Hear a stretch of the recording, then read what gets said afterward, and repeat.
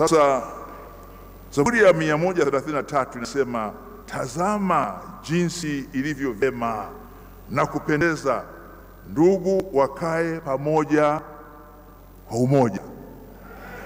Na nyinyi mnasema nini wito wenu wa safari ATAPE 2025?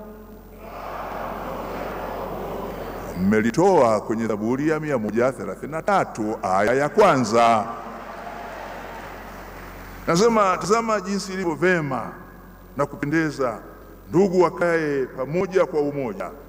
Ni kama mafuta mazuri kichwani yashukayo ndevuni, ndevu za Haruni yashukayo mpaka upindo wa mavazi yake, kama umande wa Hermoni ushukao mlimani pa Sayuni, maana ndiko Bwana alikoamuru baraka na uzima wa milele. Kwa hiyo kauli mbiu yenu kutoka Zaburi ya 133 imetupa baraka kubwa sana. Na kama kuna jambo tunajifunza kwa nyinyi ndugu zetu wa Adventista wa Sabato, nyinyi ni ndugu mnaokaa pamoja kwa umoja. Don't forget to subscribe, to like, share and comment.